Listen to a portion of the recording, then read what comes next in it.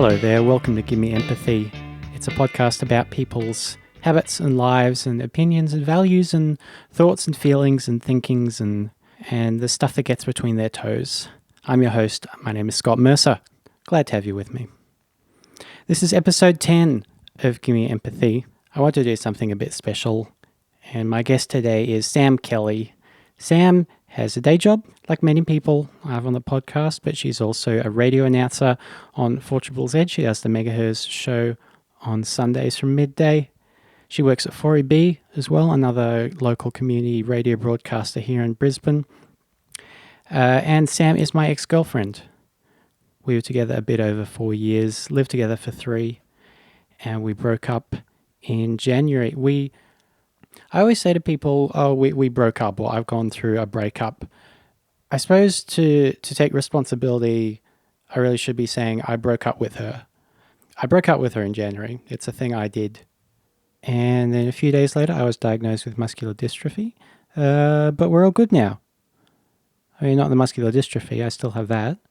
My skeletal muscles are still slowly wasting away and I can't raise my arms above my head. But emotionally, Sam and I are fine. Thank you for asking, which is why we could record this, which is a real meat and potatoes episode of Giving Empathy. I know sometimes we go off on tangents about family history and movies and things like that, but we really get into some of the nitty-gritty of everyday life in this one. We talk about our home environments, routines, lunch, exercise, diet, productivity tips, audio editing, dreams, and then a few more interesting things. We talk about AI and consciousness. We talk a bit about movies. And Sam also gives us an overview of the feminist culture wars that she spectates and sometimes participates in on YouTube. I do hope you enjoy this episode. This is it, episode 10, Sam Kelly.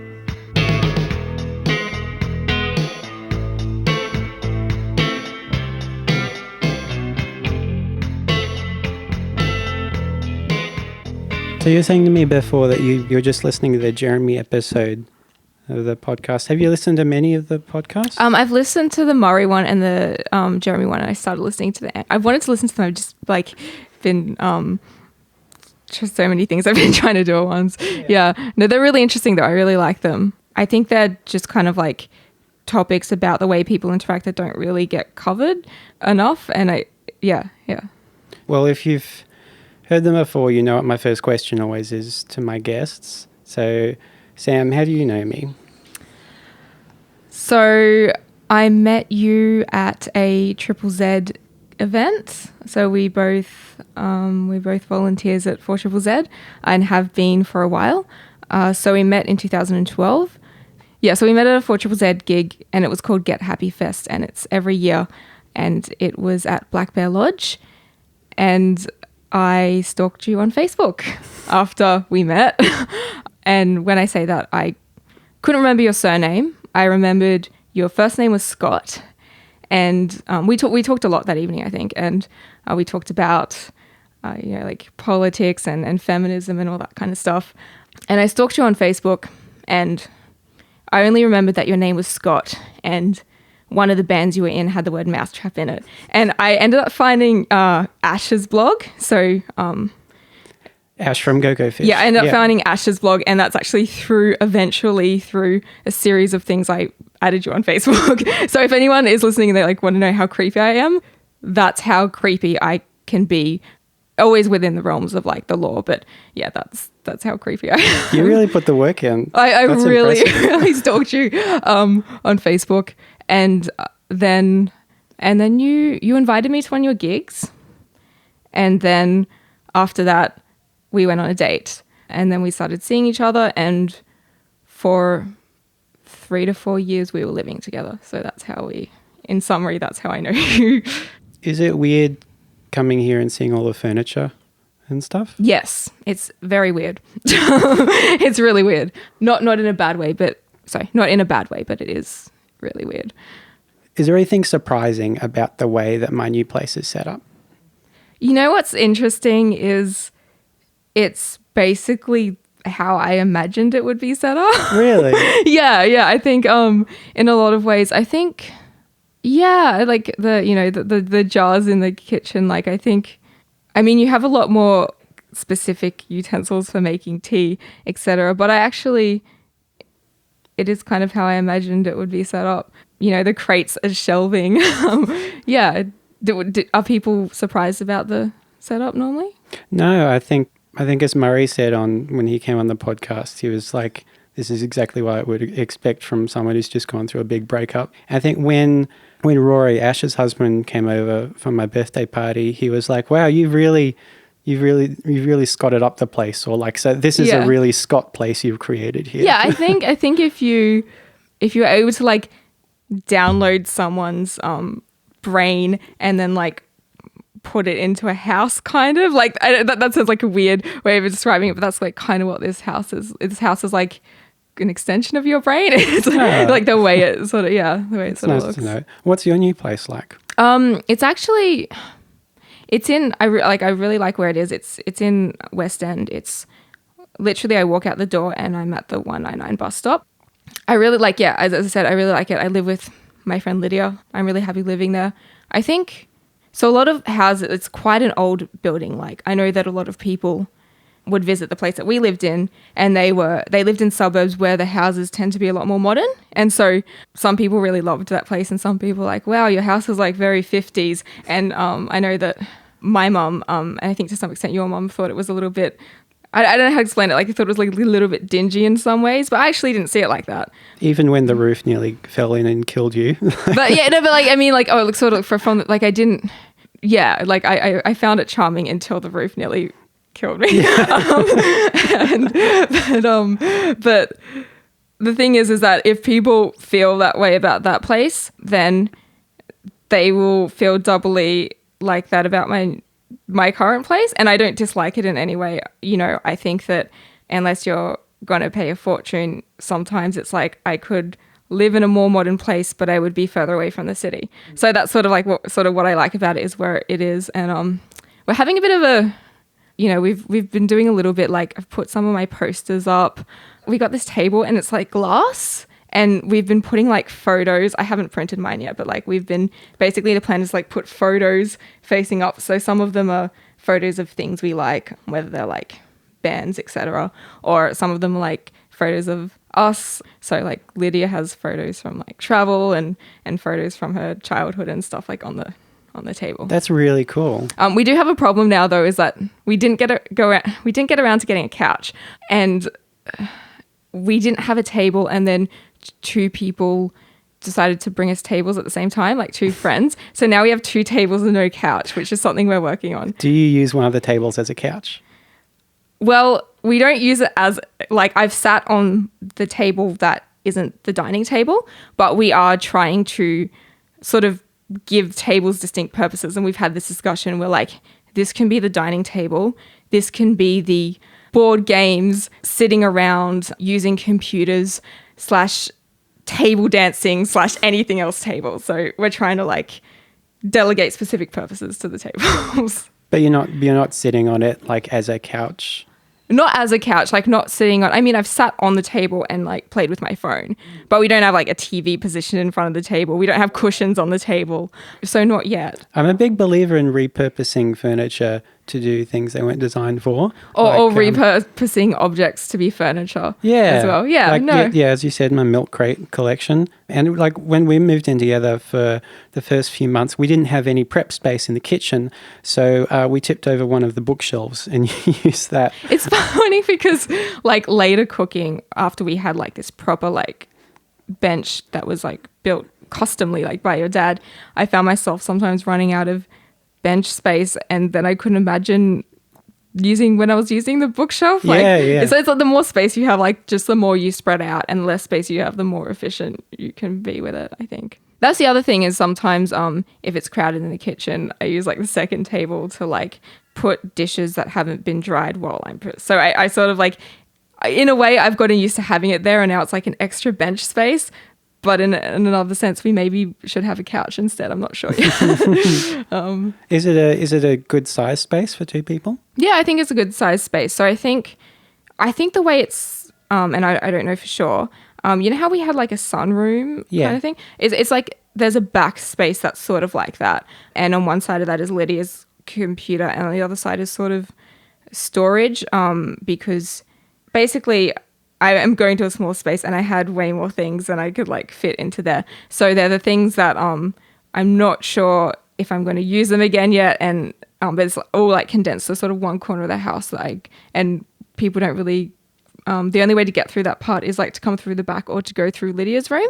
So people don't really like, only we really like access that space ever. It is a weird design in the sense that it's like you sort of walk in, there's the bathroom to your left, and then there's like the kitchen / living room, and then half of the, I don't know how to explain, like, and then there's mine and Lydia's room side by side, which I think is probably like a different setup to a lot of the places. And I think maybe some people would have made the sunroom a second bedroom and then made one of the bedrooms into like a living room to distinguish it. So like it's funny, like when you see a place and you have to like figure out like what room's meant to be what. But I think it's enough space. Sorry, that was a long answer to like, is there enough space? That's all right. This place is a weird shape. This is an L-shaped flat. It is, and you like you go through the bedroom to get to the bathroom. Yeah. As well. An ensuite is not unusual, but that's the only bathroom. And Yeah, like it wasn't meant to be there originally, I don't think. Do you feel like your room has to like be in order now all the time, because if people are using the bathroom for any reason, they have to go through? Only when I'm having podcast guests, really. Which reminds me, just now that I forgot to close my underwear drawer that I normally do, which is in the bedroom. Because like I leave in my chest of drawers, my top drawer is for socks and undies, and I never close that when it's just me, because like why would you? Why would you? And yeah, it's like the thing you I go through socks ridiculously. It's like the thing you access most. Yeah, but I do usually close it when I have guests, and I just remembered I didn't. But I mean, like, you don't care. Yeah, I mean, I use that drawer. I also put things that I use frequently so that I know where they are. Like I put my phone charger in there, and I leave it open. So that's quite normal, I think. So I want to ask about your routines and how they've changed, because you've started full-time work this year. How have your morning and evening routines changed since you started full-time work? I think the major thing is that I now have a fairly consistent morning, and so like they've changed in the sense that I now have routines. So before I was working full-time, I was working part-time and doing a lot of sort of different volunteer jobs, and sort of before that I was studying. So it's interesting because I'm working full-time, but I feel like I'm less busy in a good way. So I'm working full-time, but I feel less busy, or I feel like I have the mental space to have more leisure time. That's really interesting. Did you actually give up any of your volunteer things? I gave up one of my volunteer things, and I was very sad about that and very conflicted about that. But the thing keeping me there, I think, because I really like this organization, I didn't have like the mental energy to fully dedicate to the role. And I tied everything up before I left. Like I contacted speakers and things so that somebody else could take that over. But the thing that keeping me there was that I really liked the people, and I decided that I'm just going to attend the events and keep in touch with the people, which I've been able to do. So that I gave up one volunteer job, yes. So is this for the one woman? Yeah, that's for the project? 1 woman project. Right, yeah. But I don't know how to explain it, and I thought this was just me, and I've heard some other people say it, but there's something when you have like enough money to like do all the things that you need to do, and you sort of like you have control of it, you feel sort of more motivated to do things. And that's one of the arguments for universal basic income, is that when people are sort of struggling, or that they don't have like the means of keeping themselves afloat, or they need to rely on another sort of person in their life, that is in a way counterproductive. And I don't know if that's like necessarily true, but I think that's part of it. And I think another part of it is just that my day is fairly set as well. And I have like a routine that I work around, and I'm not working part-time. So I'm not working random hours or not being able to plan things, if that makes any sense. What are your hours? 8:30 to 5 p.m. Monday to Friday. And you're a receptionist? Yes. So I'm like reception administration assistant. So tell me what your morning routine is like. What time do you get up? Most days I get up about 4:45. Wow, that's early. So to explain my morning routine, I sort of have to explain my Sunday. So Okay, start with Sunday. okay. So on Sunday, on my way to my radio show, I stop by my work, right? I put food for lunches in the fridge and I put my work clothes in a locker that I have there, right? There's a downstairs area with its own like shower and locker rooms and things like that. So 3 or 4 days a week, I get up at 4:45 and I run to work. And I put like my access card and my Go card and my bank card in like a separate sort of purse, which I'll put in my pocket, or if I don't have a pocket, I'll like pin it to me and I'll run to work. Oh, so on Sunday you're taking everything to work you're going to need through the week that you can't take with you because you're running. Because I'm running, yeah. So to explain that, I can't run very well if I have a big bag with me. Yeah, I'm sort of passing through the city anyway to get to Triple Z. So I take all my things to work, leaving me free to run on whichever days I want to run to work during the week. What are the factors that go in whether you run to work or not? Most of the time I get my editing for 4EB done early in the week. There have been 1 or 2 times where I'm doing it late on a Sunday night / Monday morning. If I don't get enough sleep, I won't run, which is why it sort of varies between 3 and 4 days a week. If I don't get enough sleep, I don't run. If I have an event or something on and I'm staying out a bit later than normal, then I usually would. Then I'll make that a not running day because I won't run if I don't have enough sleep. Like that will like kill me. So I sort of want to have like at least 6 hours and ideally 7 hours sleep if I'm going to run. And I think sometimes if I stay at my boyfriend's house, then that's in a totally different suburb with lots of hills between that suburb and my work. So again, not going to run to work, not going to run like that far. Like, yeah. How do you feel on the days you don't run? I don't feel significantly different.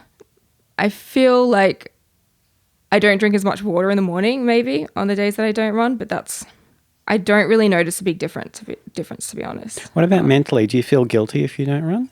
No, I don't feel guilty. There was a period in my life where I would feel really guilty if I didn't go running. And I went through a long period where I hadn't been running.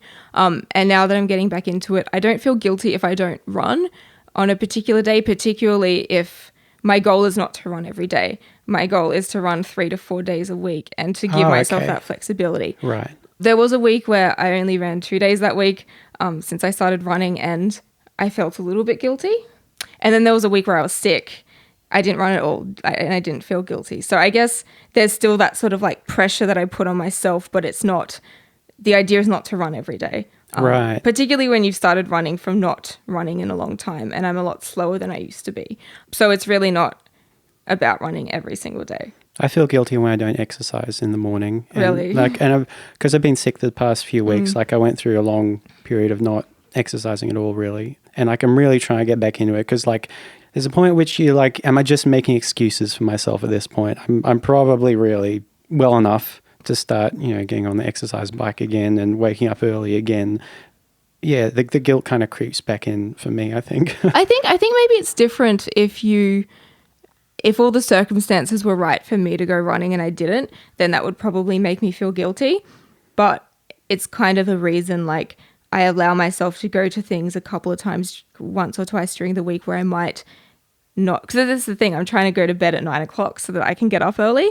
And so I allow that to not happen a couple of times a week, but it's because I'm out doing something. So I don't feel guilty about that. Whereas if all the circumstances were right, or if I didn't get enough sleep, but that's just because I was up on Facebook or something, then maybe I would feel guilty about it. But I don't feel guilty about going to a theatre thing or a poetry thing and not getting to sleep early enough to go running. So then you'll prioritize sleep over the exercise in the morning. Yeah, I'll sleep till 6. Yeah. Which I probably once would have gotten up at the same time regardless. I guess in that sense, my routine is affected in the sense that when I'm not working and the things I have to do are not at any particular time, then I could get away with exercising on very little sleep. But that's probably one sense in which working has changed my routine a lot, is that I do need sleep. I can't get away with not sleeping the way that I could maybe at uni, or the way that I could with sort of odd things here and there. What do you eat for lunch that you take in on Sundays? I take in Vegemite sandwiches and sometimes some steamed vegetables and yogurt, more yogurt. I eat so much yogurt. I eat way too much yogurt. Did you used to eat Vegemite sandwiches? I always liked Vegemite, but I always like preferred to have like a fresh salad sandwich, but that isn't really something that you can, I have something like that on weekends, but that's not really something that you can keep in the fridge for a week. So I've kind of, I guess I've been thinking about, what is nutritious, but can also, Vegemite and sometimes like ricotta, and then it goes in the freezer, or like some kind of cheese, and then I can like toast it and just thaw it. So the idea is that it's like healthy, but can be stored for a long time, I guess. Yeah. I've eaten Vegemite sandwiches for lunch since I was about 5 years old, but I'm going to start a new strategy from next week, because these last few weeks when I'd been sick, I had a really sore throat and it was very painful to swallow. So I was just eating less because it was super painful. So normally for lunch, I have a tin of tuna, an apple, and a Vegemite sandwich. But I was just going without the sandwich just so I wouldn't have to eat as much during lunch. And I found I was having a bit more energy in the afternoon without those carbs. So what I think I'm going to start doing is an experiment this week, because now that my appetite's returned, I think I still need more for lunch. I'm going to start replacing my sandwich with nuts for lunch and see how that goes, because they're a lot healthier than bread, I guess. Yeah. That's the other thing. Like sometimes running doesn't really like affect much how I feel during the day, but it affects whether or not I need carbs. So I could just have like fruit and yogurt and nuts or something for breakfast. But I feel that to some degree, if I'm not exercising, then I do feel more energetic with less things like bread. But to some degree, I think that those things are really helpful to me on the days that I'm running, like having more long sustaining energy. Yeah, I definitely don't do any exercise as strenuous as running into the city all the time. But yeah, no, I sort of see what you mean. I think Ash posted that thing about feeling like a kind of euphoria as well if you're like eating less bread and like eating less. Yeah. The thing about like carbs is that like they're the first thing your body burns, and it tries to turn everything into glucose. So if you sort of substitute that for other things, it could kind of go either way. You could either feel more energetic, or in another way, you could go through a period of feeling really tired and then feeling more energetic. So there's like a really, I think, complicated relationship between carbohydrates and how energetic you feel. Yeah. It's not really linear. And there's always going to be a transitionary period, isn't there? Because like once, your body has to burn off all the carbs before it's going to start on the fat. On the fat, yeah. Or the protein. Anything it can't, it'll turn the sugar into glucose, and then it'll turn the pasta into glucose, and then it'll turn like the multi-grain sort of rye stuff into glucose, like the fibery stuff, and then it will turn the fat into glucose. If you're only having protein and fat, what will it go for first? If you're only having protein and fat, you'll go into ketosis. Oh, that's what that is. Oh, the keto diet, right? Yeah, so you'll go into ketosis, and you'll go through to like this is just what happens to people when they spend too much time on Reddit. You'll go through 2 weeks of what they call a keto flu, where you have no energy like at all, and you can even get like flu-like symptoms. It's not a bug. It's your body's looking for glucose. There's no glucose. It doesn't know what to do. You're not able to any kind of strenuous exercise. So it's kind of like a withdrawal. And then some people find it actually beneficial for their bodies to then start relying on fat. Some people have, anecdotally said that their health has improved a lot. Some people have had really negative effects on that. Some people think that's dangerous. No one's really sure. But yeah, that'll happen. But most people who lower their carb intake aren't aiming to go into ketosis. That's a really extreme sort of approach to that kind of thing. So what are your evening rituals like? How do you get home from work? So I take off my stockings and my work shoes. I put them in the work cupboard, and I put my like sneaker shoes back on. And I take my running clothes home with me, and I take the mail as well, because I get the mail to and from work. So I take the mail, drop it off, and I get a bus home. What do you do when you get home? Depending on the day. So if it's a Monday, I usually don't do anything. Like I'll watch Netflix, or I'll check my emails, or I'll read or listen to music. So I usually don't do anything on that day. On a Tuesday, I go straight from work to 4EB, and that's where I record my 4EB show, which I've usually like finished writing out beforehand. And yeah, I guess it varies. Sometimes I go to things during the week. Sometimes I don't. Sometimes I do a little bit of planning for my Triple Z show as well. But yeah, I guess what I do when I get home like varies a lot. Like as soon as I get home, there's not like so much a set routine as just like whatever I need to work on / whatever I feel like doing. I make dinner as well. So how do you kind of budget between your recreation time at home and having stuff to do? So like Monday's the start of the week, and I feel like I need to relax on a Monday afternoon. I try to get most of the stuff I need to do done on like a Wednesday or Thursday. And then I try to keep Friday to Sunday fairly free. You know, sometimes I still have like stuff I have to do, but I try to make Wednesday or Thursday the days that I do stuff. But then if I'm going to something on Wednesday or Thursday, I'll have to change that around. So as much as I think I like to have a set routine, I think that there has to be some flexibility, because I don't necessarily know what I'm going to do every week. I don't know what's on. You know, sometimes I want to catch up with someone. So there has to be some kind of, but I definitely try to allow for it. And I definitely prefer to know about things like beforehand. That's really interesting, because I'm the opposite in that I'm doing stuff a lot on Monday and Tuesday night, namely getting this fucking thing ready, because it goes out every Tuesday night. I've set that goal for myself. And I guess people are used to it by now. Yeah. But like later in the week, because I'm more tired, I give myself more leeway to chill out like on Wednesday and Thursday night, because I'm tired and I've been working and stuff. So don't you get tired midweek? I get, this is the thing, right? This is going to sound really weird, but on Monday, I don't get tired of things at work, right? On Monday, I actually feel really refreshed at work. But then when I go home, I feel like I'm tired and don't feel productive. Whereas it's the opposite on like particularly Wednesday.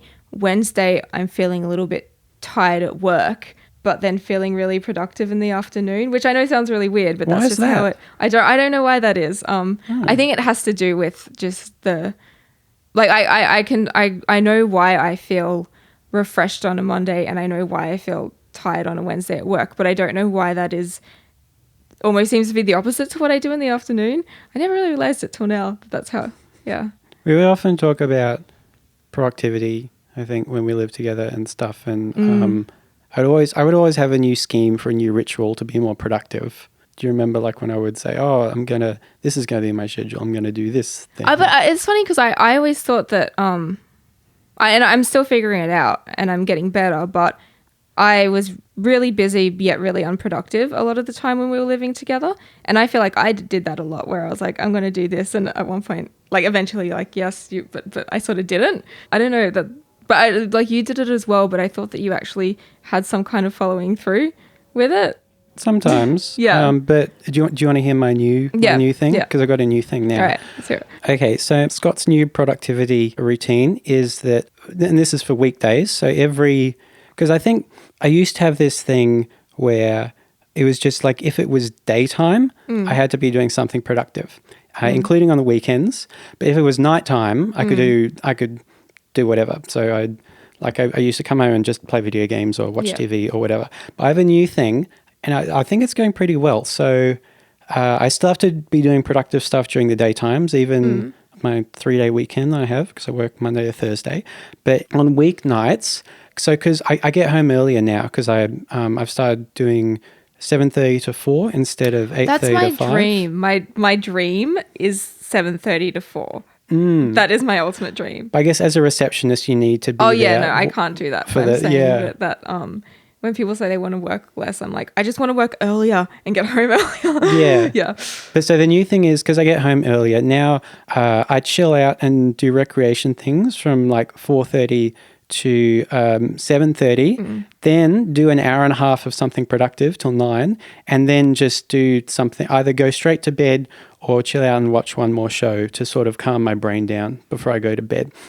And this is how I've been getting the podcast done, because often I'll want to do a whole thing in one day. Like I'll be like, oh yeah, on Sunday, okay, I'll edit the whole podcast. But what I do this way is I just put in an hour and a half every weeknight, and it's done by Friday. But it's a much. solid hour and a half as well. Yeah, and because it's not that big a time commitment. Even 2 hours, I think, would be, I have to do this for 2 hours. But an hour and a half is really manageable every night, especially when I have so much rec time before that, and then only a mere hour and a half to actually do something productive. And it's working well. I'm actually thinking of maybe now listening to that, like trying it, because I think, I'm more productive now than I used to be. I used to have sort of more chronic procrastination, but I think I'm always sort of like, I'm not quite there yet. I'm always sort of like strategizing, and it's definitely something that's different for everyone as to what works.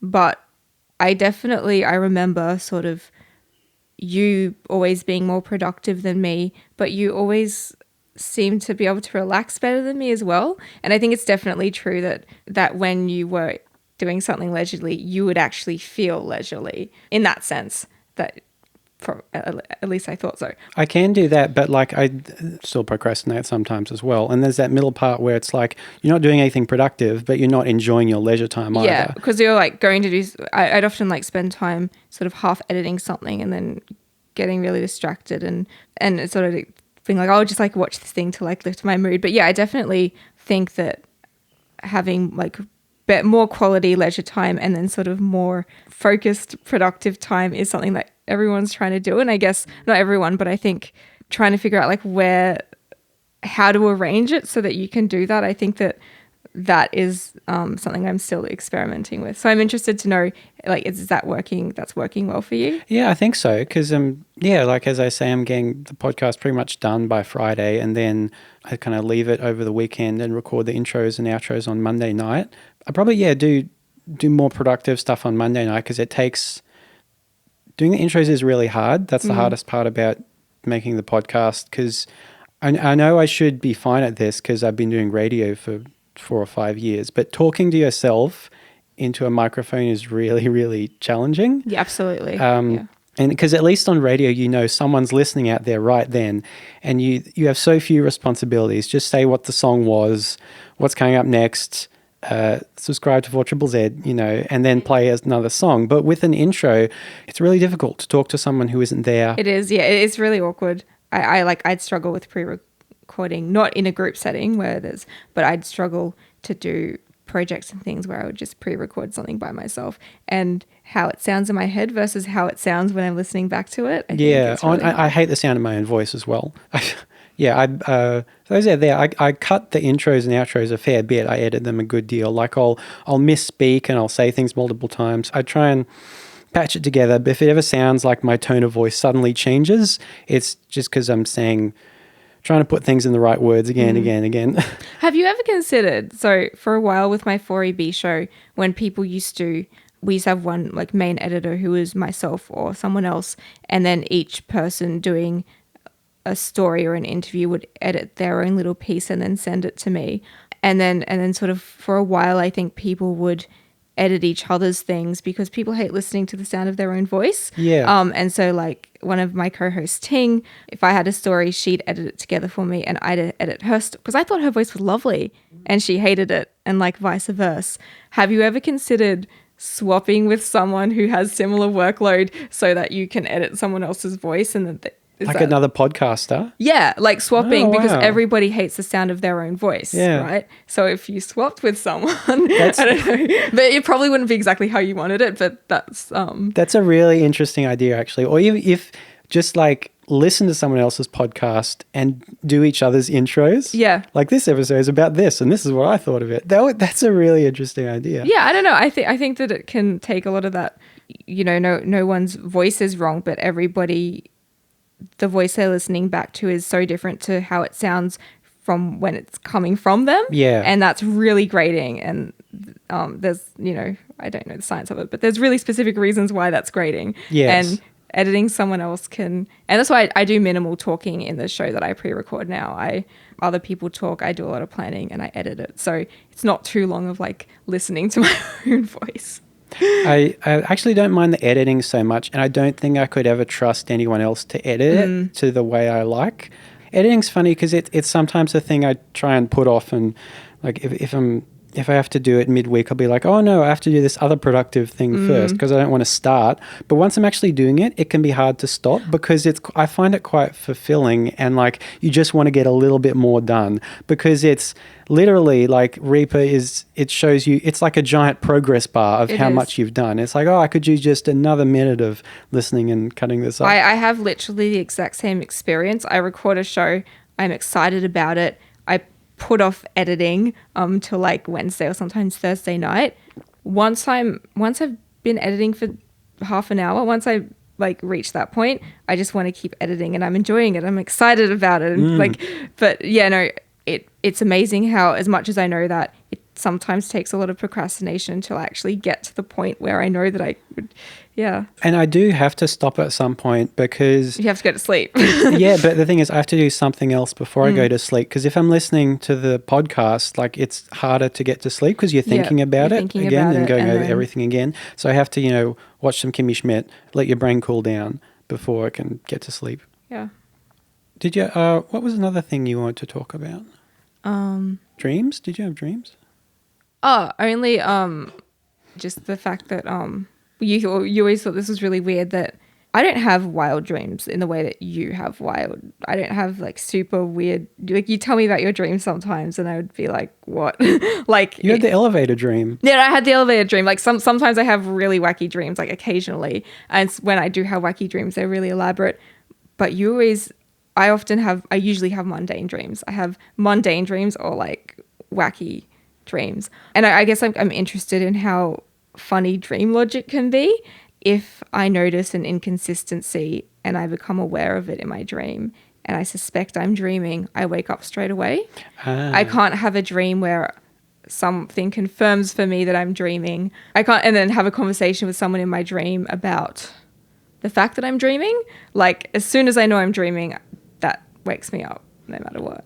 It's like the dream world like can't stand being questioned, so it just like it ceases to exist. You must leave. Yeah, it's like I'm like kicked out of it, sort of. It's like an oppressive government or something. It's like, yeah. Do you think if enough people in this world stop believing in it, it would just go away? I if I have a bad day, I wonder that sometimes. So, no, maybe. The comedian Mel Buttle had a tweet once where she was like, 80% of a relationship is just listening to each other's dumb dreams. Yeah. Does your new boyfriend have a lot of dreams? He has some weird dreams that like he tells me about. The night I had the elevator dream. The famous elevator. Okay, so I heard you talking about it last week on Megahertz as well. So, so I had a dream, but I feel like this is now, because I went to a party and I told people there's this thing that I'm just going to like be that annoying person who keeps telling people my elevator dream. It'll be like a trope, like, oh, Sam, we've heard your elevator dream. I went to a movie marathon. I want to say the movies are like weird movies. They're not specifically related to what I dreamt about, but they kind of deal with stuff like consciousness and AI and machines and that sort of thing. So that night I had a dream that there was technology that allowed you to transport or like put your mind into an inanimate object. And people were doing that for fun, right? That was like a recreational thing to do if you got the opportunity to do it. And at UQ, there was like this opportunity to sign up to do it. And there was somebody who was near your physical body. I don't know the science, obviously it doesn't make any sense. I don't know if it was like void of brain activity, but you weren't in your body, you were in the object, right? For my whole dream, I was an elevator looking at myself. And you know how like something happens before the world of your dream and you know about it in your dream? Yeah. So I knew about this was why I'm an elevator, is because this thing is happening. And the person near my physical body is able to put me back into myself, but I can't communicate with her. And it wasn't anyone I know. It was like a fictional person that I could see near me with like a lab coat. And I can't communicate with her. And I was an elevator, so I was going up and down and I was getting really dizzy. And in my dream, I felt like physically dizzy. And when I woke up, I felt dizzy. And yeah, I just couldn't communicate with a person near my body to tell her that I didn't want to be an elevator anymore, she probably assumed it was fun, and it was really stressful for me. But the same night, my boyfriend had a dream that he was unable to articulate things properly because he hadn't installed a thesaurus app, which I think is a different dream, but there's like maybe a common theme there about. Wait, was he a phone or was he a person? I think he was a person, but he didn't really specify. I don't know if he meant I assumed he meant install a thesaurus app into himself. Right. So I'm not sure. So they're both kind of dreams about having some agency taken away from you in a technological sense. Yeah, or having some kind of fusion with technology. I think that's maybe just a thing a lot of people are thinking about now as well. Like people are thinking a lot about, I don't know, like evil AI and like cyborgs and things. So maybe that's sort of, maybe it wasn't specifically the films, and maybe it was just that's like a maybe semi-popular topic at the moment, and I had those dreams. I also ate cheese before going to bed. Like, as in, we both had pasta that was very cheesy. So, is this a fact? I've heard cheese can be a factor in weird dreams. Like, you have a big pizza and you. I don't know if it's true, but anecdotally, it seems to happen a lot. If you could actually put your consciousness in an inanimate object, what would you choose? This is hard. I've thought about this before and I can't choose. Wait, you thought about this before you had the dream or since? No, like years before I had the dream. Ah, okay. Like not like those if you're ever like, sometimes on Triple Z you'll do a mic check and someone will just like ask you a weird question for the sake of it, or sort of an event or circumstance where people just try and think of quirky questions, and it's like, what objects would you be? A lot of people say that they want to be instruments. Yeah, I'm not really sure. I think I would want to be a board game piece. Like a piece of, because you still get to like do things and sort of live a relatively action-packed life depending on what board game piece you are. I don't know what board game piece, but I would want to be a board game piece. But like you can die.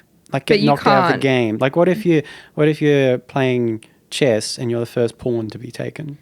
But nothing physically happens to you. Yeah, depending if it's a kid, they might physically knock you off the board. That's true. It could be painful. It could be a really painful experience. But I guess it depends, like what kind of circumstance are we talking about, where you're just sort of in the physical shell of this thing and still have the limitations of that thing, or do you mean you're that thing and now you can feel pain, or the world of the board game is now real to you, which is what I would not want, right? If I were like a board game piece and I didn't know that I was a board game piece, that would be really terrible. That would suck. In chess, you'd just be fighting a never-ending battle again and again. Yeah. What object would you be? Probably a drone.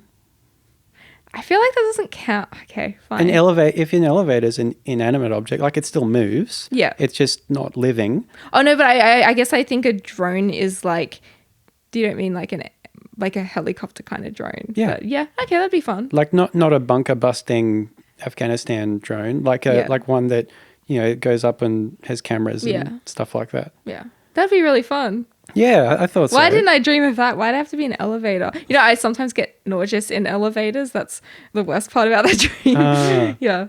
It's cool you can see like that drones are getting cheaper because more and more TV shows are having these really cool establishing shots that wouldn't be possible. You can tell it's not a crane, it's not a helicopter. It's got to be just at that drone height. Yeah. There's some, amazing stuff.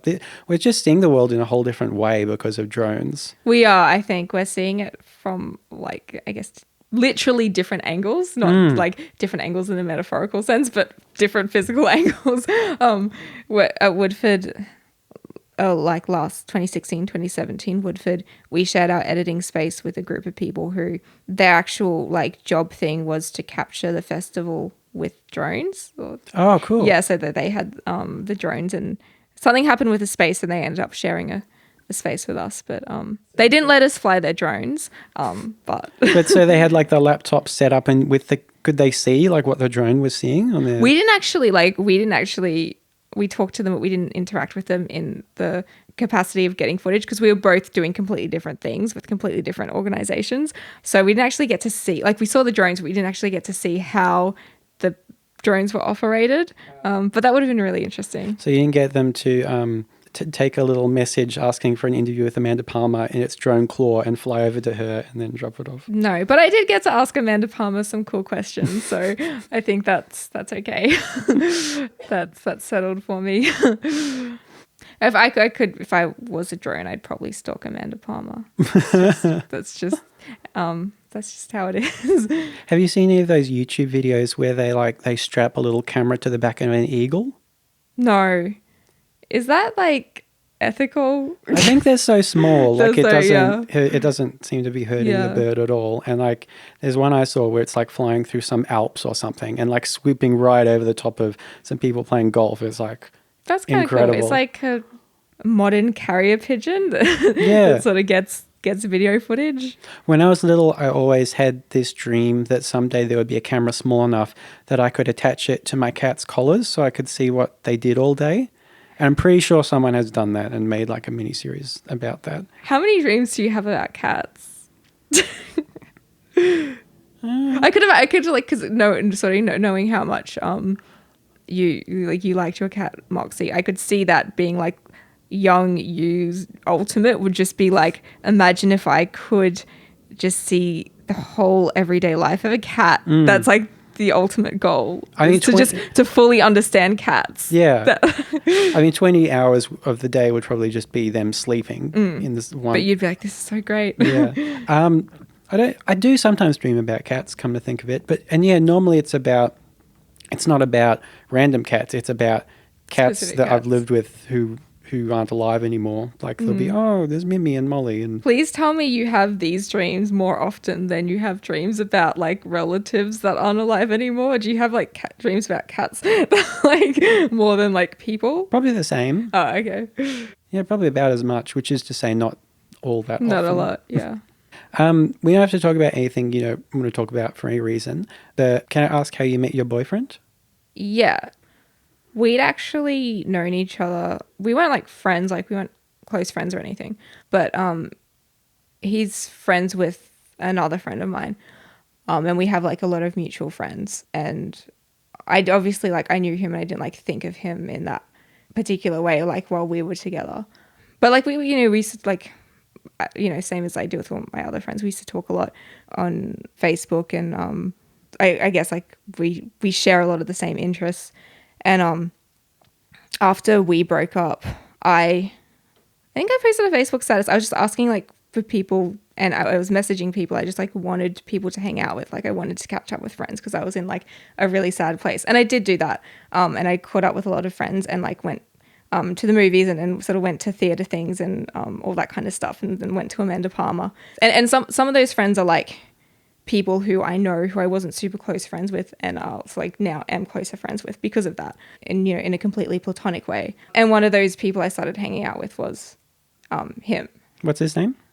Ben. What's he into?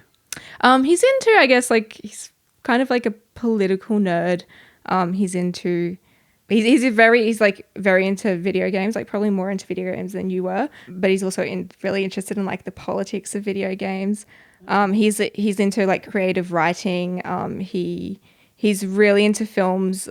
He writes reviews for like a blog, so he goes to film screenings and writes reviews for that. I guess like some of the same things I am, and some of the things I know nothing about. Does he talk a lot about video games with you?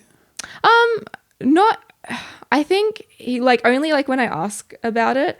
I've never like been into video games. I have like started trying out some video games that I might like. Like in general, there's like this really old game that he thought I would actually like called like Undertow. I think it's called Undertow. Undertale? Undertale. It's not old, but it's in like stylistically very old it's and like 8-bit or eerie 16-bit and weird. graphics. Like I like that kind of thing. So I probably don't like, I'm probably not into video games necessarily in the same way. And I've always found this, and like in the same way, I guess that you would sometimes talk to me about games. Like if I found like this particular story really interesting. I'm also really interested now in the way that a lot of subgenres of synth pop are using sounds that originated from the limitations of the old video game hardware. Yeah. I really love that. Like I love it. So now like I've never played Legend of Zelda, but I like listening to synthwave covers of Zelda music. So yeah, like, I guess in a stylistic way, I like some video game things, but I don't really have the reflexes to actually play them anywhere near like efficiently or anything like that. Like does that make any sense? It's yeah. I'm super uncoordinated and everything like that. And like a game like Undertale, as I haven't played it, but as like the gameplay isn't super different to say Pokemon, is it? Yeah, like it's and again, like I've actually installed a way to play Pokemon, so like that's the kind of thing I'm interested in playing. So, and those are games that aren't reliant on your reflexes. Like there's nothing is time based, pretty much. So the way that you kill something in Undertale is there's like a bar that moves and you have to like press when the bar hits the middle to take out the HP. So in that sense, there is in that very like basic sort of old school 80s sort of way. But in most ways, no, you don't have to be able to like zoom into something and then point a gun and then run at the same time. Like you don't have to figure out any of that kind of stuff. Playing it is less about like thinking about being good at playing it and more that it's just this really ominous kind of eerie and sometimes really funny. Me playing it is like me watching a movie but doing a couple of things. Like that's what I'm sort of getting out of it rather than and it's interesting, I guess, because like all of my friends are a lot more into video games than I am, and that's something that like I learn a little bit about and I might become more interested in it, but probably never at the level that literally everyone I know is. And we're definitely living in an age, I think, where there are more and more games like that, where if you're just interested in the story and you're not super into being the quickest draw or whatever, then there's a lot of stuff out there. Yeah. I really think you enjoyed Gone Home. I think Oh yeah, he actually into suggested that we times. play that. Yeah. It's fairly short as well. You can knock it Yeah. over in a couple hours. That's pretty cool. I think it also like I'm like the same with movies. Like I don't like super long movies and I don't wouldn't like super long games except Pokemon. I think that's different though. I think also with something like Pokemon, you have like I have another attachment to it outside of the game. Like I was into the anime and it's like there's a different kind of relationship I think with Pokemon. What kind of movies has Ben into? I think his like movie film taste is a lot maybe broader than mine. Like we like a lot of the same films, but I think he kind of seems to like everything. Like not like everything. Like he can say something's a bad film, but you know how people have like a preference for particular genres. He has favorite and least favorite films within that genre. So I don't know how to explain it. It's like he appreciates it for what it is. So I can't really like narrow it down to like a really specific kind of film. I think that makes sense. Like recently, during the week I saw Baby Driver, Edgar Wright's new film, which is kind of like a heist caper film. Yeah. Like car chases and stuff like that. And the week before I watched the first Kingsman film, which is also like an action film. It's more in the spy genre, but like similar action-y kind of approach, and both paying a bit of retro homage to different things. So Kingsman's very much a James Bond homage, and Baby Driver's just kind of the feel of a 70s film, has an amazing, mostly 70s soul soundtrack. And I loved Baby Driver. I've heard that's really good. Yeah, it's really cool. And I hated Kingsman. Yeah. In the same genre, and Baby Driver was definitely at one end and Kingsman at the other. But I think this is a thing, right? Because I've always, I guess I'd say I have a preference for, I guess I say I have a preference for dramas, but for like non-romantic dramas. And I guess I say I have a preference for like maybe dramas, comedies, and like some kinds of thrillers. And a lot of movies I like are action movies, but I don't know how to explain it. It's like I like movies that have really interesting stories that happen to be action movies and like feature action scenes, but I don't get really excited by like action scenes. Like I don't get excited by watching like car chases or things like that. I don't think there's anything wrong with that. I think some of it, the time it's put together really well, and you can like, whereas I think like, so I think Ben, like he does really like things like that, but he would also like action movies that were more like concept focused. So I don't like really know how to explain it. Like he's able to enjoy like really specific things about films, whereas I am limited in like what's going to make me interested in a film. Does that make any sense? Yeah, like, I think so. Yeah, I don't know how to explain it. When he's writing reviews, I assume you talk about movies a fair bit together. Sure. Do you ever find in his reviews that stuff you've talked about comes up in them? I think like sometimes we'll leave something and have like a similar feeling about something, and that'll like be reflected in the review, definitely. But I don't ever feel like I've said something and then like that idea has appeared in the review. I don't think I like influenced the review or anything like that. Yeah, and you know, like we had to see like, because he reviews things that he gets invited to even if he knows that he's not going to like them. So like we went to, I've not seen a Transformers film, and I went to see the last Transformers film, and we spend a lot of time making fun of aspects of it as well. Is Ben closer to your age than... He's 26, so yes. How are you finding that? Are you noticing a difference in your partner being close to your own age? Because you're what? I'm 25. Oh, so I'm 24. I'm turning 25. So you're about 5.5 years younger than me. Yeah, I'm 5.5. You know, I didn't... This is the thing with like, say, age differences. I don't usually notice them in day-to-day stuff. Majority of my friends are 27 and up, and like a lot of my friends are like between like 28 and like 30, 33, 34. I have friends within that same circle who recently turned 40, for example. I don't know why that is. Like, as soon as I got to uni, like I made friends with people in my class, but early, you know, late teens, early 20s, I was just friends with people who are in their late 20s. I don't know why that is. So I don't really notice age differences in the day-to-day stuff. I think I notice it a lot in terms of like life stages, because I think that maybe we're at very, very different life stages. And so in that sense I do, and that has a lot of significance. But I don't really think there's a huge difference in like what we talk about or like what we're interested in, or do you know what I mean? Yeah. Is that what you're asking? Like, yeah. Yeah. I want to ask you about YouTubers as well. What kind of things do you watch on YouTube? So I guess to broadly categorize it, firstly, I watch videos I find funny or entertaining. I'm into college humor videos. I don't know if you've ever seen college humor videos. You probably hate them. I'm a little surprised. Well, like, I think some of them are quite clever, but particularly like Adam. So like Adam Ruins Everything. I really like that. I think some of the things are like not like new information or new ideas, but I think that they're really entertaining. And I think Adam gives like really snappy histories of things, like the one yesterday about like why health costs in the US are so expensive, or like the one he did about the way that the sugar industry kind of framed dietary fat as being a bad thing. Like all those kinds of things that like I'm kind of aware of it. I mean, some things are new information and some things I'm sort of aware, but I'm not good at articulating it to people. And so there's like this, I guess it like maybe sometimes validates my opinion, but it's like enjoyable to watch. You don't like Adam Ruins Everything? I didn't even know College Humor was doing that kind of video, to be honest. It's...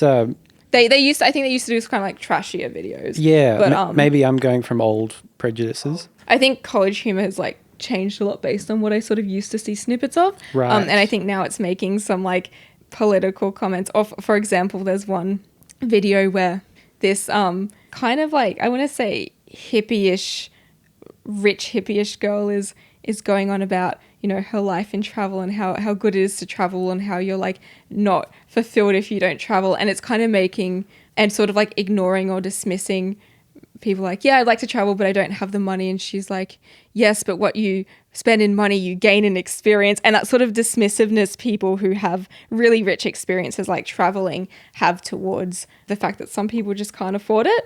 It's just like little stuff like that. It sounds lame when I talk about it, but the way it's done, I think they're making a little bit of like social commentary.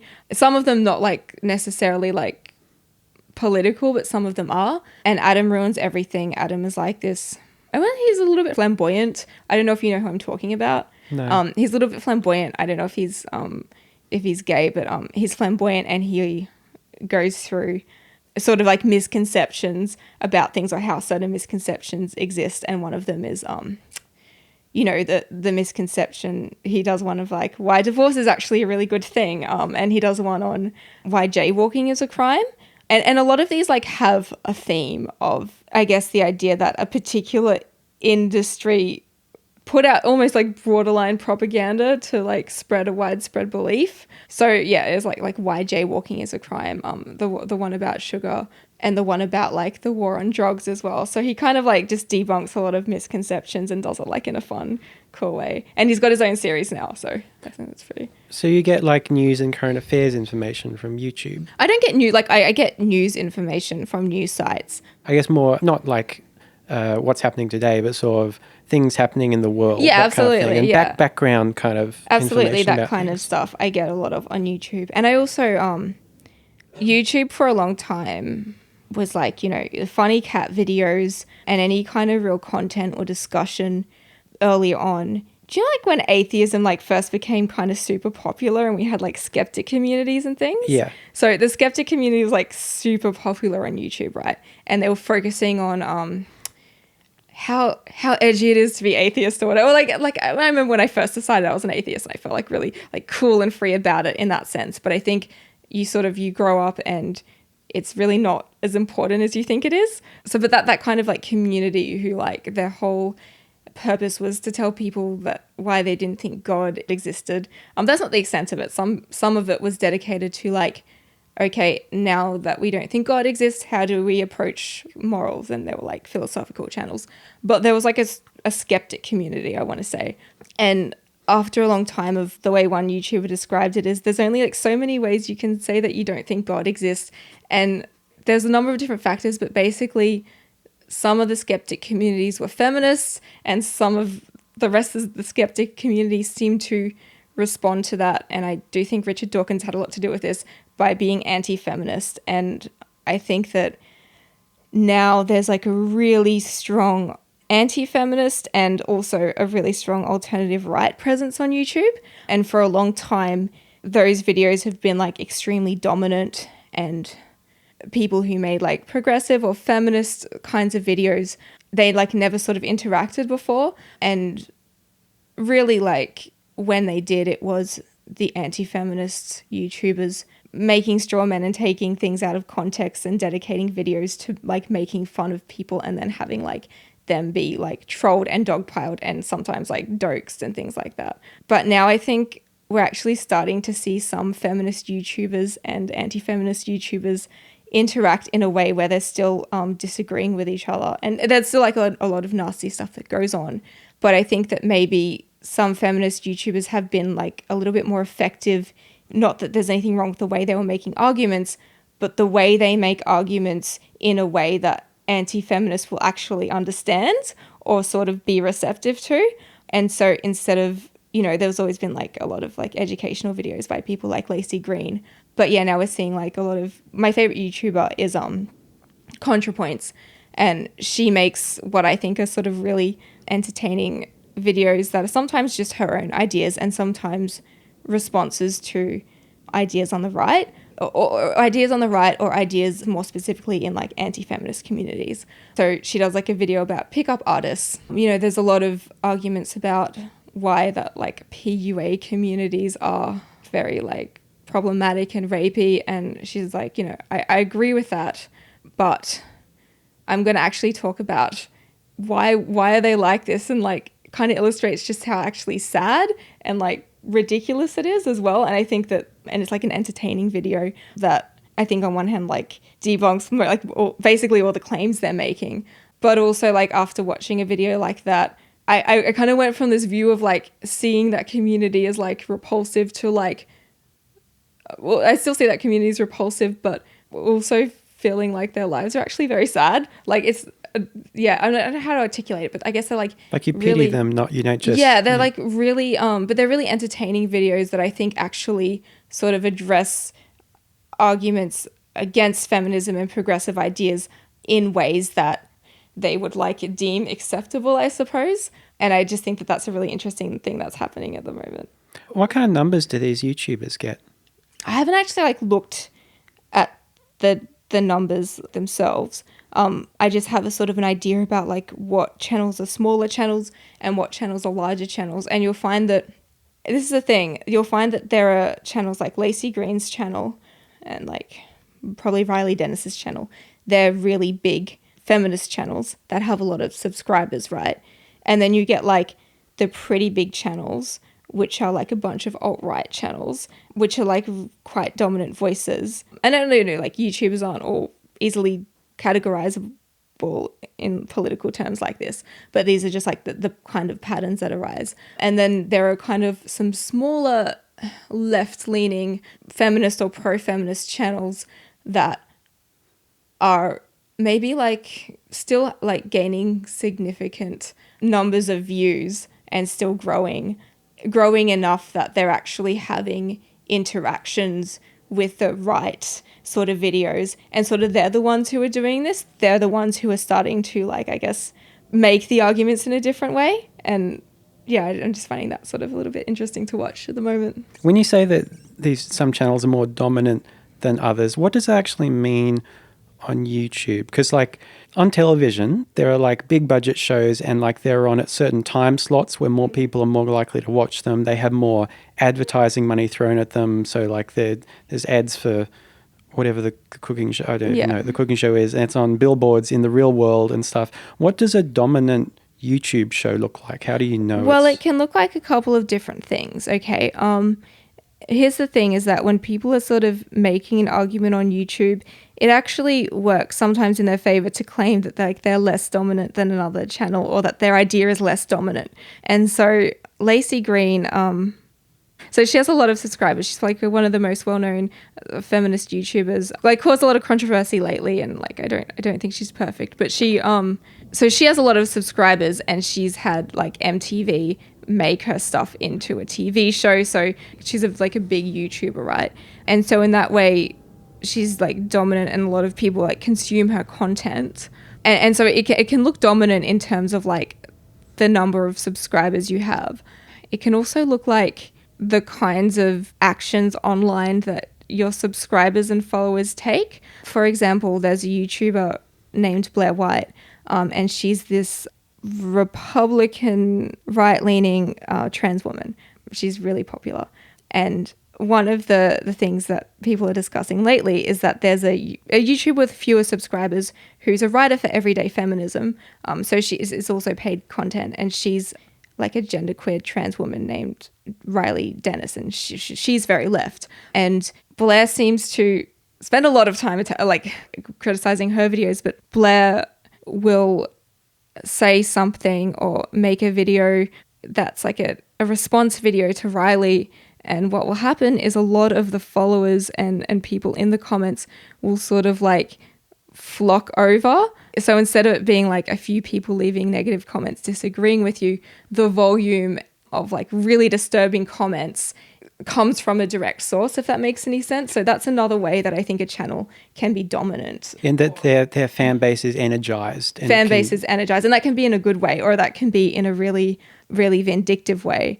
So I think that obviously everybody knows that, like, you know, don't read the comments, but you do anyway. And I can see how if someone produces YouTube content, the kinds of comments that they can get en masse could have a really negative effect, even if, you know, they had more likes than like dislikes, because people who like it are just going to like it, and people who are come from seeing another channel respond to it. Even though she says, I don't want you to go over and I don't want you to dogpile, they still do. And so now another YouTuber I like named Ranting Feminist, and it's cool because she's actually, by her accent, she's either Australian or from New Zealand, which is nice because like YouTube's very dominated by like sort of America and a couple of UK YouTubers who happen to get big.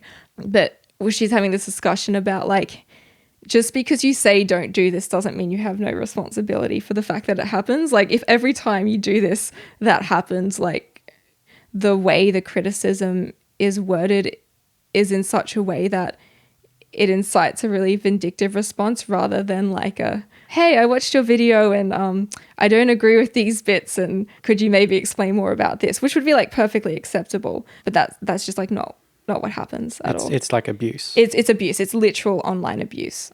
Do you participate in the comments?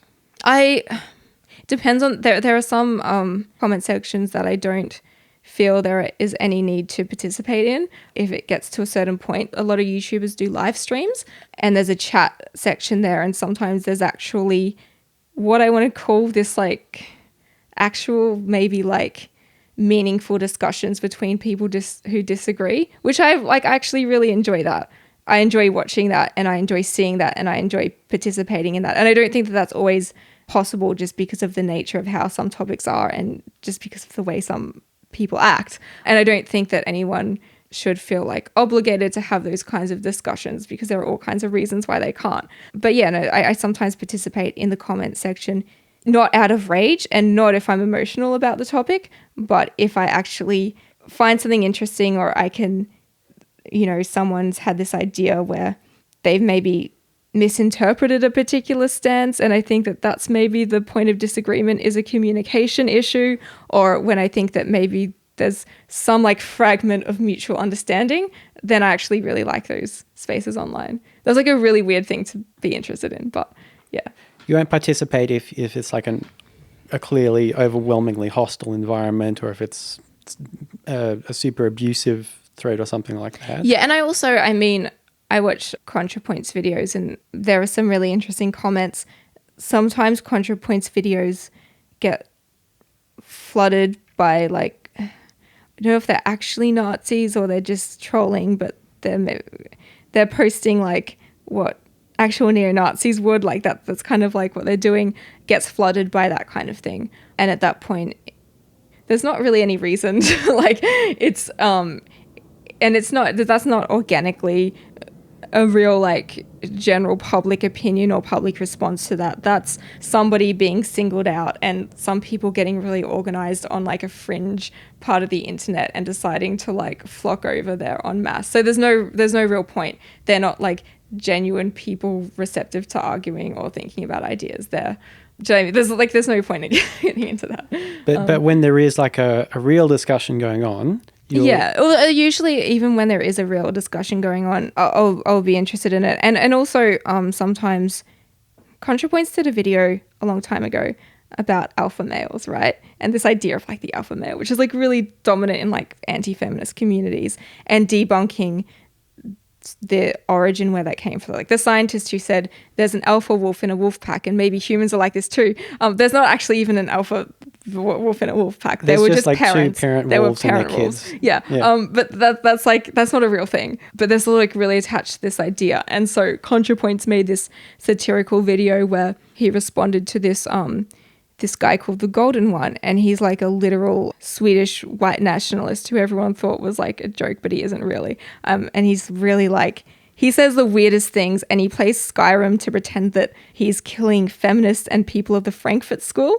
What's the Frankfurt, the 60s sort of left. A lot of the like left kind of sociologists in the 60s were part of like the Frankfurt School. It's like a school of thought. It's a school of thought. So yeah, so there's that like, literally like slashing people from a school of thought. That's really influential in like I guess progressive thinking. I forget what it's called. There's like that piece that's about the commodification of art. It's like a really famous piece, and it comes from the writers like in the Frankfurt School. So it has a very Marxist, specifically a very like Marxist kind of leaning, the Frankfurt School of Thought.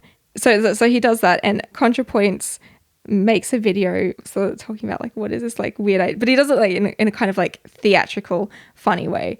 And in part of it says, I'm not going to, argue that it's like wrong to be a Nazi because I'm just going to assume that my audience understands that. So then like, people flock to the comments with like all these like nationalist kind of extreme views. And I guess like it's kind of at the point where it is a very fringe group on the internet. And for a long time, a lot of YouTubers on the left have held the idea that there is no point in arguing with these people because it grants them a kind of legitimacy, which in a lot of spaces is true. But given sort of how many people have like expressed these ideas, now there's uncertainty as to like,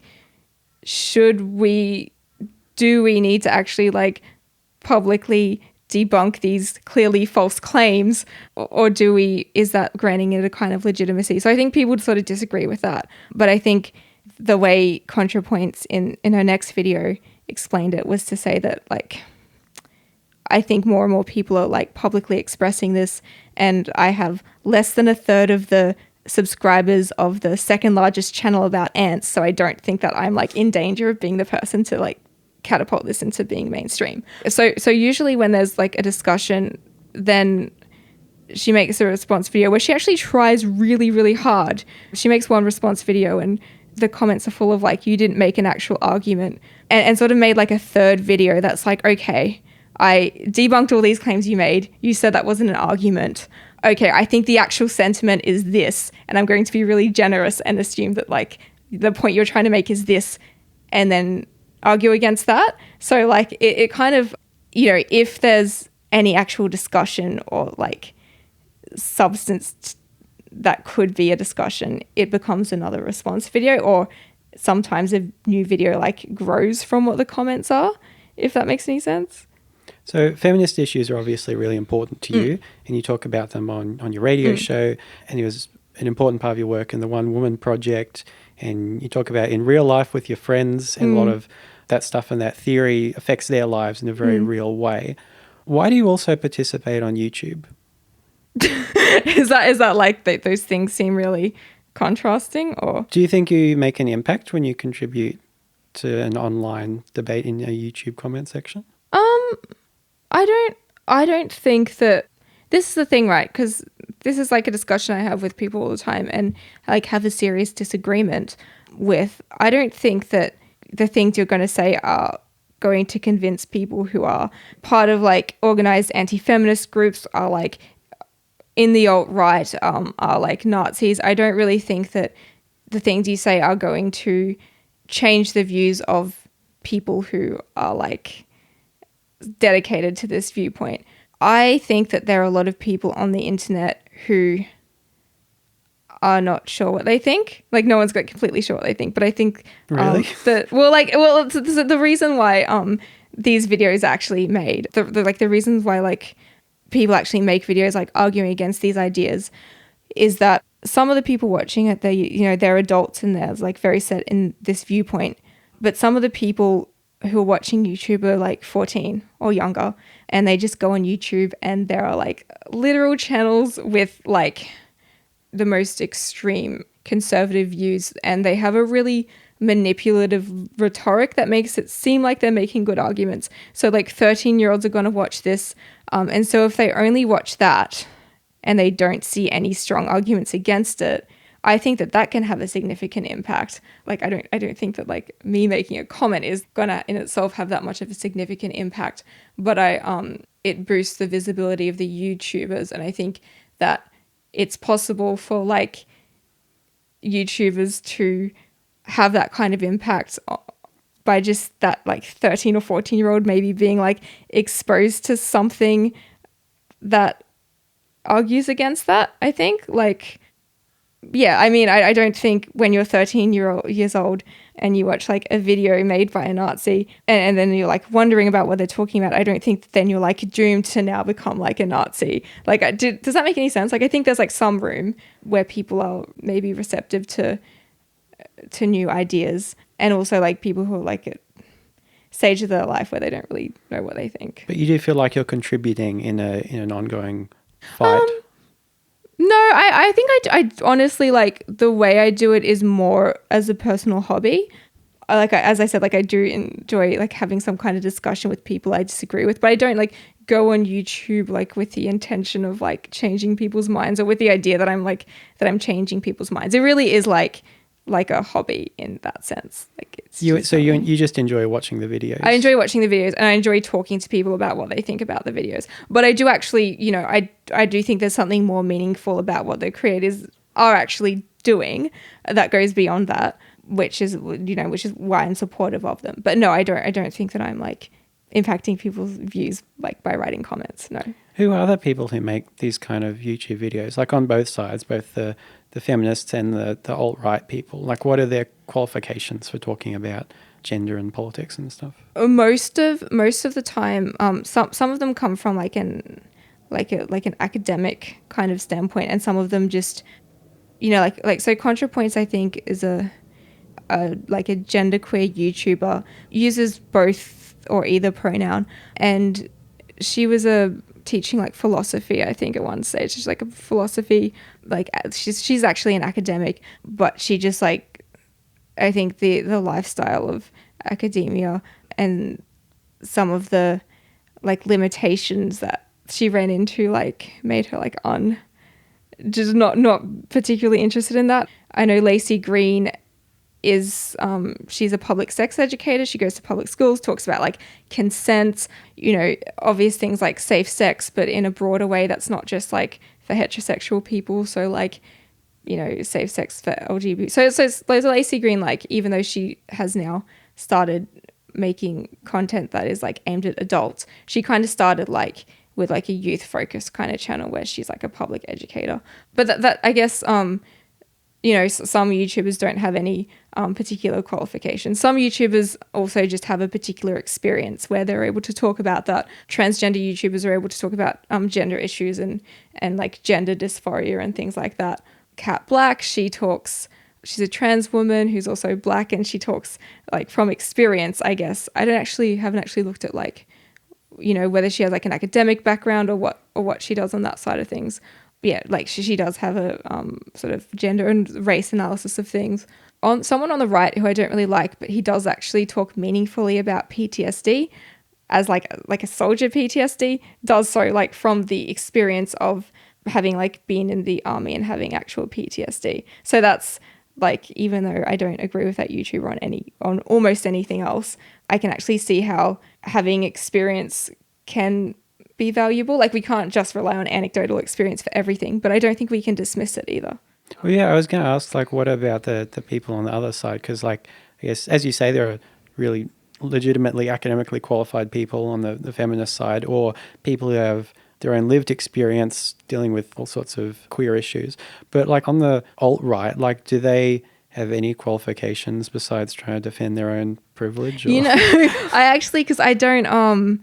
I actually don't read really into the backgrounds of sort of how they got there, and so that's a really interesting question. Look, I want to say a lot of them don't. A lot of them like might, you know, come from an academic background, and like a lot of them do have day jobs.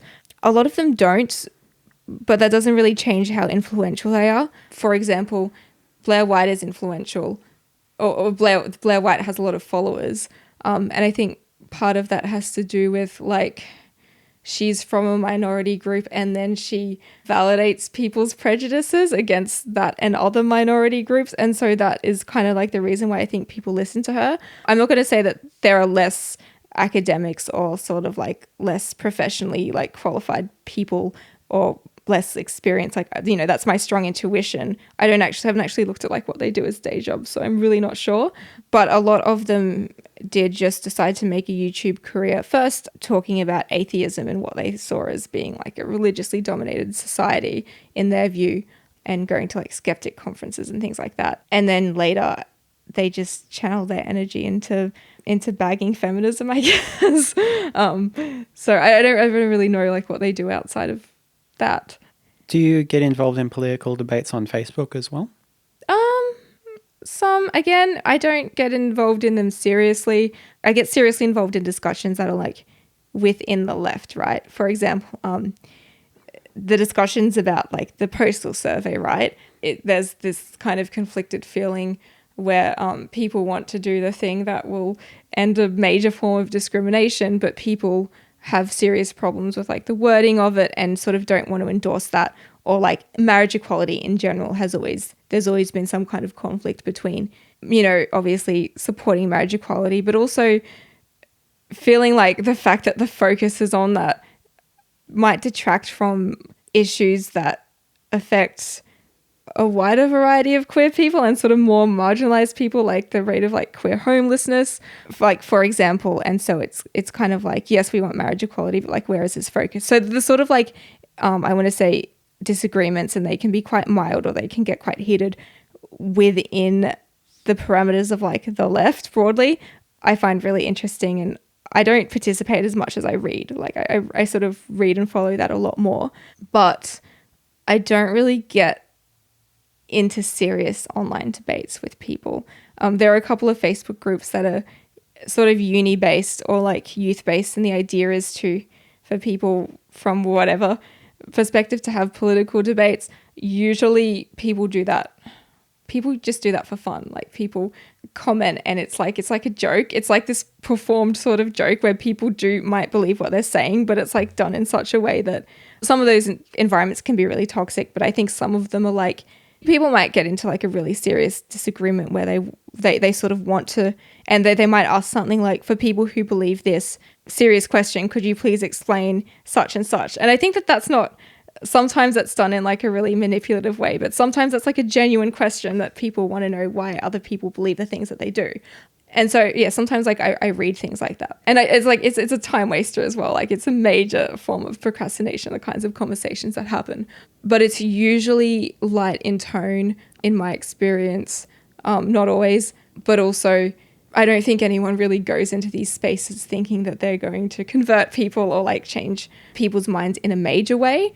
I think people maybe to a larger extent might like have some kind of understanding about like what things lead someone to believe a particular thing, then they will actually like in changing somebody's ideas about something.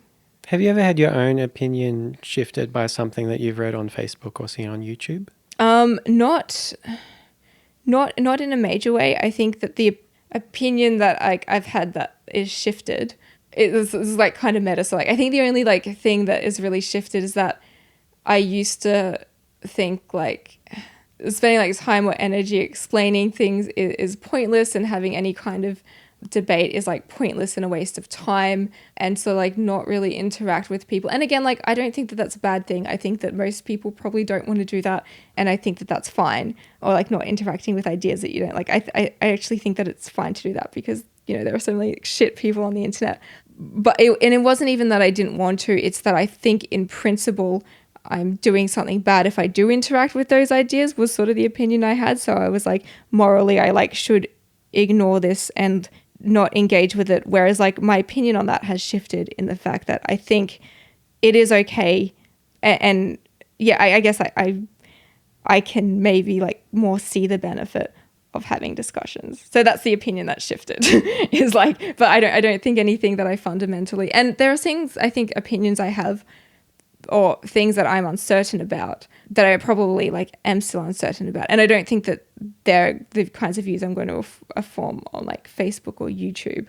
There are things I don't know about because a particular thing hasn't really been studied extensively in an empirical way. And so there's not enough evidence about it. And so I'm still uncertain on my belief, or just things I feel like sort of morally a bit hazy about. And maybe they're the kinds of things I like to read about. But yeah, I don't think anything maybe that fundamental has really changed. Well, yeah, this has been really interesting, because I think, as far as I know, you're one of the only people I know who participates even a little bit in like the culture wars online. Really? Which are... But is that just like, again, it's another thing. It's like I find it more entertaining than meaningful. Yeah. Yeah. I guess the thing, yeah, like I find it entertaining. It just brings me down. Really. Like I don't mind talking about the sort of thing like one-on-one with people, as long as but even then it's only really if they mostly agree with me, I guess. Like I can't dealing with either strangers or people I know with radically right-wing views. I think it often depends where it comes from. Like when you say radically, like I would probably be, I'm not gonna like have like a discussion with like an actual Nazi and like have tea with them or whatever. I don't really think that that's realistic.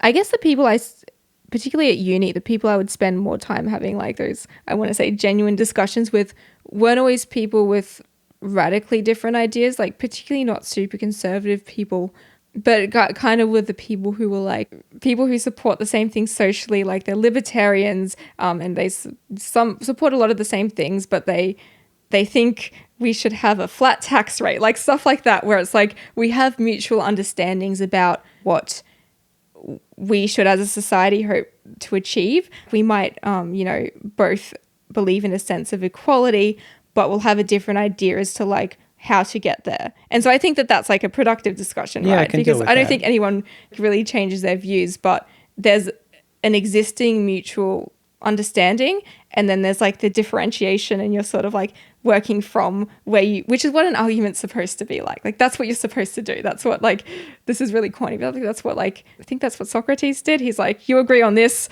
but you don't. So like, how do we get from here to there? And it doesn't actually like convince someone, but I think makes me feel less like angry about things, because I'm like, I know why they believe it. I still think it's wrong. But yeah, I think I don't agree with it, but I like the fact that I can see where it's coming from.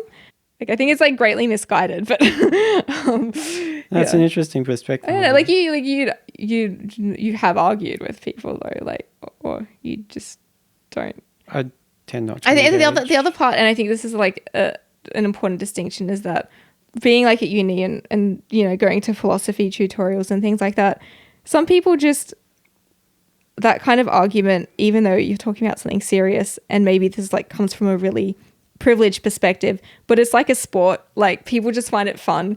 People say things, at uni, people are encouraged to say things they don't agree with just to like play out the argument. Like that's just like a hobby that people do for fun. I can't explain it any more than that. Like that's recreation. Well, I think you were the first person I talked to about the idea of this podcast. Yeah, and I really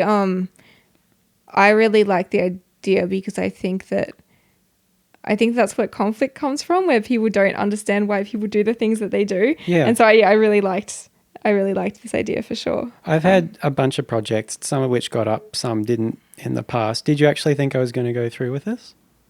I wasn't sure initially, like when I think we met at like the Three Monkeys and you were talking to me about it and I liked the conversation, but I didn't know how, like, if you're serious with like the idea of like a podcast. But I think like once I like listened to an episode of it, I could see that like you were really motivated to sort of to ask these kinds of questions. So yeah, I think like I quickly started to believe that you were definitely like going to go through with, and kind of like it seemed to happen very quickly as well, like between like talking about it and then there was like an edited piece, and I definitely think that you're going to like keep going on with that. I think it's a really cool idea. I wasn't sure in the sense that like I often come up with ideas that I don't follow through with, and I assume that other people are similar in that way. But I after the first episode, I was pretty sure you're going to like make this a thing. Well, thanks so much for coming on, Sam. This has been great. Thanks.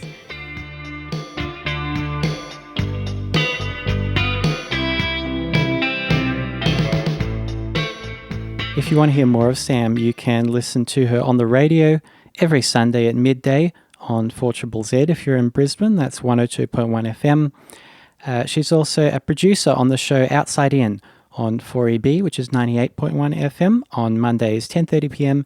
and replayed on Fridays at 1 p.m.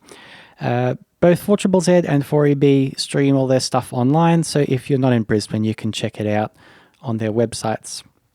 I almost forgot to mention this, but if you want to look this up, Sam and I started a music video together once upon a time, and it's on YouTube. You can find it. The video is by the band Scream Feeder. The song is called Rules of Attraction, and it was shot by Tim Stewart at our apartment in West End. It's a bit sad to watch it now. Not going to lie, we were obviously together at the time, and the theme of the song in the video is kind of sad, and I even remember thinking at the time, like, if we ever break up, this is going to be really hard to go back and watch. And it is for me, but if you want to see us in happier times, pretending to be in sadder times, then go look that up. Screen Feeder, Rules of Attraction. Notes and addenda for this week. The Mousetrap band that Sam referred to early on was the first band I was ever in, an indie pop band called The Better Mousetrap Treatment. You can find them online if you really want to. We briefly mentioned but didn't explain the roof caving in and nearly killing Sam at our old apartment in West End. So the story with that is it's an old Art Deco building, and Sam would often spend a lot of her day in the lounge room working on her laptop. And one day she went into the kitchen to make lunch and she heard a huge crash, and more than half of the ceiling had caved in. Not the roof itself, I guess, but just the ceiling, right where she had been sitting in the lounge room. The roof always leaked pretty terribly at that place, and always made me anxious every time it rained there, especially if I wasn't home and wasn't there to close the windows and set up the buckets and everything. I slightly bastardized the comedian Mel Buttle's tweet about dreams. I don't know how I remembered this, but in February 2013, Mel tweeted, "When you're in a relationship, the amount of time you spend listening to other people's dreams increases 90%. If you want to find YouTube videos from the perspectives of eagles and cats. There are quite a few of them out there these days. It's just one of the wonders of the age we live in. We can become one with the animals, essentially, see through their eyes. All you have to do is type in eagle or cat POV into your YouTube search engine. Thanks for listening for another week, or for the first week if this is the first episode you're listening to. I always forget to tell you this, but I'm actually on Twitter as well if you want to keep up with me there. My handle, Twitter, my profile thing, I'm at Scott Mercer 2 on Twitter. That's me. I don't tweet very often, so you may as well follow me. I'm probably not going to bug you that much. I tweet maybe twice a month, and I don't promo this show or anything on it. I just tweet weird non sequiturs that come into my head that have no other outlet in my life. So you can do that at Scott Mercer 2. Next week, very excited, we'll be starting the first of the series of podcasts I recorded while I was in Melbourne a few weeks ago. I caught up with some friends and family down there that I talked to on the old mics. I've got 4, possibly 5 episodes coming up. Might have to bisect one, but I'm very much looking forward to sharing that with you. So until next week, stay frosted. Stay frosted.